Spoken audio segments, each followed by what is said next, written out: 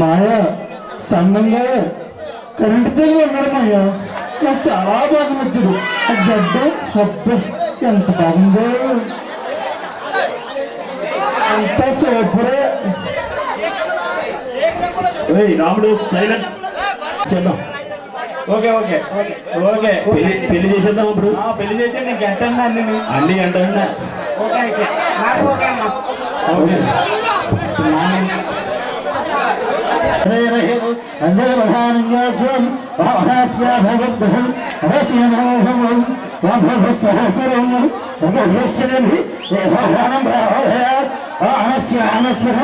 అమ్మా పెళ్ళిపడి బాగా నడుస్తారండమ్మా. ఓకే బాబు మేనమ్మ గారు పిల్లలు అప్పచెప్పేసి పంపించండి. ఇప్పుడైనా పేరు చూపించడం పెళ్ళి అయిపోయింది కదా. పెళ్లి అయిపోయింది, కానీ ఇష్టం.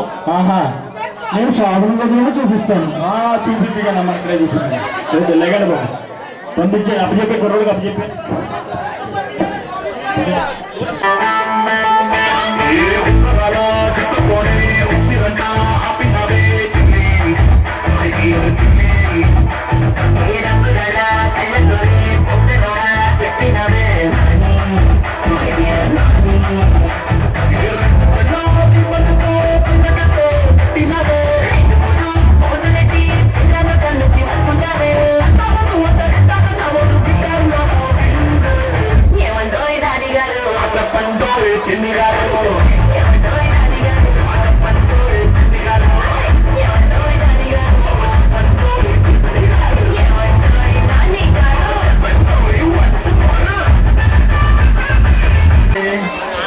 నాకు మాటలు రావడం లేదు అంటే మాటలు రావడం లేదంటే మరి ఎంత కష్టమైన మాట చూడండి.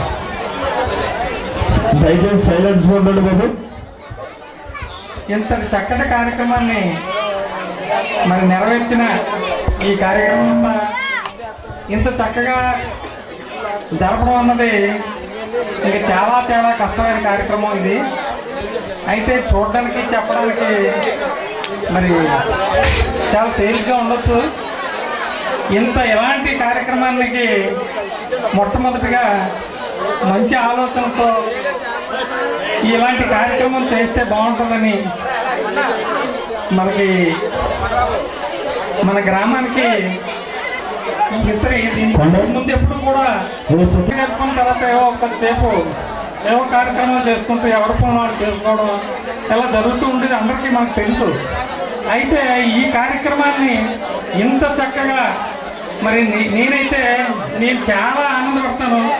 ఒకసారి పోటీ ఇచ్చి మామయ్య ఎలా చేద్దాం అనుకుంటున్నాము, వాళ్ళలో కోళ్ళంత బలం వస్తూ ఉంటాం. ఇచ్చేదంటే పిల్లలు మంచి పని చేసినప్పుడు మనం వచ్చిన ప్రశంసించాం అనుకోండి, అప్పుడు ఎంతో కాదు అసలు వాళ్ళకి బోళ్ళంత బలం వచ్చేస్తుంది. దానివల్ల ఇంకొకంత మనం అభివృద్ధి చెందాలని వాళ్ళకి ఆకాంక్ష ఏర్పడుతుంది. ఆ ఆకాంక్షలో వాళ్ళు కూడా పైకి డెవలప్ అవుతాం. అలాగే ఎవరైనా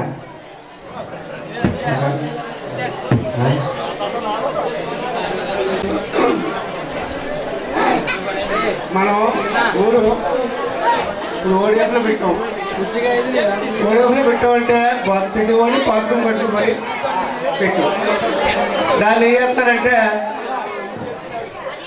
దయచేసి సైలెన్స్ ఉండండి. దాన్ని ఏం చేస్తున్నారంటే ఆడవాళ్ళందరూ పైకి వెళ్ళకూడదని ప్రతి ఓళ్ళు మరుగుదొడ్డు కట్టుకోవాలని మేము సంవత్సరం కింద చెప్పాం. దాన్ని కొంతవరకే నెరవేర్చారు. కొంతవరకు ఏం చేస్తారంటే రోడ్లంట నానా ఇది చేస్తాం. పేషెంట్ ఏమో చెత్త వస్తలేదు అంటున్నారు. వీళ్ళు చెత్త ఏం చేస్తారంటే గడ్డలో వేస్తారు. కాలువలు వస్తలేదు అంటున్నారు. ఆ కాలంలో చెత్త వేస్తున్నారు. అంటే దాని అర్థం ఏంటి అంటే పేషెంటే చూడాలా అంటే మీరు అందరూ సపోర్ట్ చేయరా? దాని మీద ప్రతి వాళ్ళు ఈ ఒక 1 మంత్ ఉంది. మీరు ఎవరైనా బాత్రూమ్ కట్టుకుంటారన్నా ఏం చేస్తారన్నా ఒక నెల ఉంది. నెల పోయిన తర్వాత మీరు బాత్రూమ్ కట్టుకున్నారన్నా గవర్నమెంట్ ₹1 ఉంది. దాన్ని బట్టి మీరు ప్రతి వాడు సహకరించి ఈ రోడ్లంట ఇవన్నీ ఏం చేస్తున్నారంటే ఆఫీసులు వెళ్తూ దాన్ని పిలిచి అడుగుతున్నారు.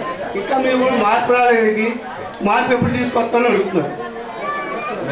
అంటే దీన్ని బట్టి ప్రతి వాళ్ళు మనకి ఈ నెల రోజులు అంటే ఈ ఇంకా 15 రోజులు ఇది ఉండే ఇంకొక 4 రోజులు అక్కడ మార్చి 1 నాటికి మొత్తం అంతా బాత్రూమ్ కట్టాలి. కట్టకపోయిన పక్షంలో మీకు వాటర్ బాత్ కానీ కరెంట్ కానీ ఇవన్నీ కట్ చేస్తారు. గవర్నమెంట్ ఎప్పటికప్పుడు పేపర్లు పేపర్లు చదువుతున్నారు, అందరూ చదువుకుంటున్నారు. దీన్ని బట్టి మీరు అందరూ సహకరిస్తే ఒక నెల 15 రోజులు మీరు ఇంకా మిగతా వాళ్ళు ఎవరైనా బాత్రూమ్ కట్టుకోవాలి. రోడ్లు అంటే చెత్త వేయడం ఇవన్నీ మార్చి ఉన్నాయి, ఫ్రీగా గవర్నమెంటే కట్టిస్తుంది. కాబట్టి ఈ అవకాశాన్ని అందరూ సద్వినియోగం చేసుకోవాలి. నేను అంతగా ఇంటి దగ్గర ప్లేస్ లేకపోయినా బయట ప్లేస్ గవర్నమెంటే సమకూర్చి కూడా ఇస్తుంది అన్నట్టు నేను విన్నాను. ఈ అవకాశాన్ని ఖచ్చితంగా వినియోగించుకోవాలి, వినియోగించుకుంటాం కూడా. ఓకే, థ్యాంక్స్ అండి ప్రెసిడెంట్ గారు, చాలా చక్కగా చెప్పారు. నెక్స్ట్ అదే నా ఫ్రెండ్ కోటి, అలాగే వెంకట్రావు, నాకంటే నా వయసు దగ్గర నాకు చాలా తక్కువ. చిన్న వయసులోనే ఒక మ్యాథ్స్ ఉద్యోగం సంపాదించాడు. ఆ సంపాదనతో పాటు 4 పిల్లలకి బోధన చెప్తూ ఈ సాంస్కృతిక కార్యక్రమాలు అలవాటు చేసి స్టేజ్ మీద వేసినటువంటి చిన్న పని కాదు. నేను ఈ సంక్రాంతి సంబరాలు వరుసగా ఒక 4 సంవత్సరాలు చూస్తున్నాను. అయితే నేను అంతంత మాత్రంగానే చేస్తున్నాను అనుకున్నాను, కానీ ఈ సంవత్సరం కూడా అలాగే అనుకున్నాను. కానీ వారం రోజుల నుంచి 10 రోజుల ముందు నుంచి కూడా వాతావరణం, మన సంక్రాంతి వాతావరణం అంటే ఎలా ఉంటుంది అనేది మన లింగాపూర్లో చూపించారు. మన రాష్ట్ర గవర్నమెంట్ చంద్రబాబు నాయుడు మండలాల వారిగా చేసి చూపించాడు. మండలంలో సంక్రాంతి సంబరాలు అయితే మండల వారిగా మండల నాయకులు అలాగే మండల ఎంప్లాయీస్ చేసేవారు. మన లింగాపూర్లో సంక్రాంతి సంబరం ఈవేళ ఈ 3 మనకి భోగి, పెద్ద పండుగ అలాగే కనుమ పండుగ, ఈ 3 రోజుల్లో ఈ మన ఊరి ఈ కుర్రవాళ్ళందరూ కూడా చేసుకునే ఆనందం అంతంత కాదు. ఈవేళ తిరుపతి దేవస్థానంలో తిరువులు అంటే ఆ యొక్క సన్నిధానంలో వేసిన ముక్కులు ఎలా ఉంటాయో మన ఊరిలో ఆ వాతావరణం చూపించారు. నాకు చాలా ఆనందంగా ఉంది. ఈ అవకాశం ఇచ్చిన పెద్దలకు, ఉపాధ్యాయులకు ధన్యవాదాలు. అయితే అలాగే ఇప్పుడు వరహాల బాబు మాట్లాడతాడు.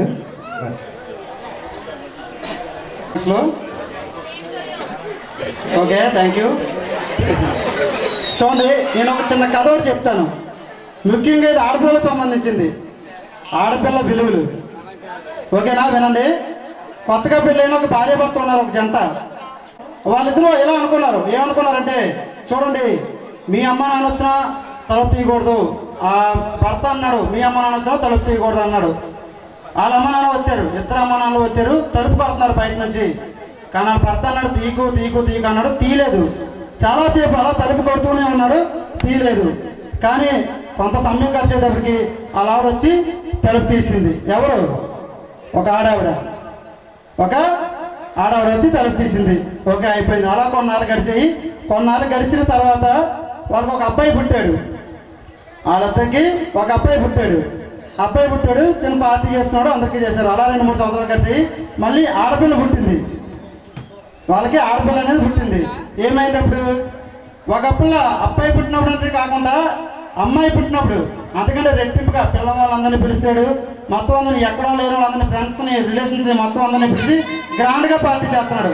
వాళ్ళ ఆవిడ అడిగింది, ఇదేంటండి అబ్బాయి పుట్టినప్పుడు నార్మల్గా చేశారు, అమ్మాయి పుట్టినప్పుడు మీరు ఎందుకు ఇలాగా గ్రాండ్గా చేస్తానంటే, ఏమీ లేదు, నేను కూడా ఒకప్పుడు అలా ఇంట్లో ఉన్నప్పుడు తలుపు తీయడానికి నాకు ఒక కూతురు పుట్టింది అని చెప్పాడు. అర్థమైందండి? అక్కడ ఏంటంటే నేను గదిలో ఉంటే తలుపు తీయడానికి నాకు ఒక కూతురు పుట్టింది అని చెప్పాడు. ప్రతి ఒక్కరు కూతురు పట్ల విలువలు. ప్రతి ఒక్కరికి ఏంటి, అమ్మాయి అంటే ఎందుకు, ఆ చేలోకి వెళ్ళు, బళ్ళోకి ఎందుకు, అబ్బాయి చదువుతాలే, అబ్బాయి పోషిస్తాలే, ఇంకొకటి ఉండిపోయింది. అమ్మాయి అనేటప్పటికి ఆ భర్త వచ్చేస్తే భర్త ఎక్కువే.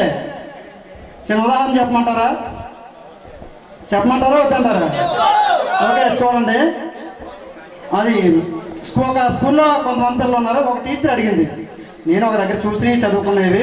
ఒక టీచర్ అడిగింది, మీకు ఇష్టమైన వాళ్ళ పేర్లన్నీ రాయమ్మా ఒక బోర్డు పైన అని చెప్పింది ఒక టీచరు. చెప్తే ఆవిడ ఏం చేసింది, వాళ్ళ ఫ్రెండ్స్ పేర్లు, బంధువుల పేరు, మొత్తం పేర్లు రాసింది. అందులో కొన్ని పేర్లు ఒక 10 పేర్లు రాసింది. 10 పేర్లో కొన్ని పేర్లు సరిపోయమన్నది. ఒక 4 పేర్లు ఫ్రెండ్స్ పేర్లు సరిపోయింది. ఓకేనా, ఫ్రెండ్స్ పేర్లు సరిపోయింది. మళ్ళీ తర్వాత 4 పేర్లు అమ్మ, నాన్న, భార్య, పిల్లలు, అందులో కొన్ని పేర్లు సరిపోయమన్నది. ఎవరి పేరు చెప్తారు మీరైతేనే? చెప్పండి. పిల్లల పేర్లు చెప్పేశారు. ఓకే, తర్వాత ఇంకో 2 పేర్లు చెప్పామన్నాను. 3 పేర్లోనే ఎవరున్నారు? భర్త, అమ్మ, నాన్న. ఎవరి పేర్లు చెప్తారు? అమ్మ నాన్న అంటారు, భర్త అంటారు. అక్కడ అమ్మ ఏం చేసిందంటే ఎంతో బాధపడుతూ, అలాగే తల్లిదండ్రులు వదిలేద్దామని కాదు, తల్లిదండ్రులు వేరు చేసేద్దామని కాదు, ఎంతో బాధపడుతూ తల్లిదండ్రుల పేరు చెప్పేసింది. ఎందుకు అలా చేసింది? అప్పుడు అడిగారు, ఇదేటమ్మా నేను కనీ పెంచిన తల్లిదండ్రులు కదా, భర్త వచ్చేటప్పుడు నీ భర్త ఎక్కువైపోయాడా అని అన్నది. ఎవరన్నదే కదా అంటారు? తల్లిదండ్రులు వదిలేసట్టే కదా. ఇంకా భర్త పేరు ఉంచుకొని భర్తే కావాలంటే, కానీ భర్తే మెయిన్. అక్కడ భర్తే మెయిన్ అంటే తల్లిదండ్రులు తప్పని అనట్లేదు, తల్లిదండ్రులు కావాలి, వాళ్ళు కావాలి. అప్పుడు ఆ అమ్మాయి ఇలా చెప్పింది ఏంటంటే, చూడండి మా తల్లిదండ్రులు కానీ పెంచిన వాళ్ళు పెంచారు, నా భర్తకి ఇచ్చారు. నా భర్త నేను చనిపోయేంత వరకు నాతోనే ఉంటాడు, నాకు భర్త ఎక్కువ అని అన్నది. మరి కొడుకులు ఎందుకు సరిపెడతామంటే, వాళ్ళు పెళ్లి చేసుకుని వాళ్ళు ఆవులు తీసుకుని వాళ్ళకి వెళ్ళిపోతారు, వాళ్ళ భర్త వాళ్ళకి ఎక్కువ, నాకు నా భర్త ఎక్కువ అన్నది. అంతే అండి. చాలా థ్యాంక్ యూ.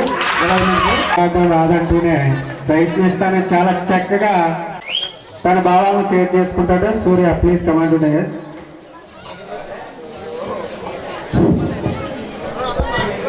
సభని అలంకరించినటువంటి పెద్దలు, పూజలు, గౌరవనీయులైన సర్పంచ్ గారు, ఎంపీటీస్ గారు, కృషి స్వచ్ఛంద సంస్థ.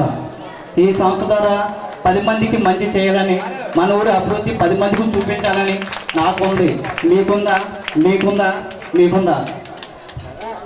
ఎందుకంటే మన ఊరి అభివృద్ధి 10 మందికి చూపించడం కాదు, 10 మందికి గర్వపడేలాగా మనం ఎదగాలి.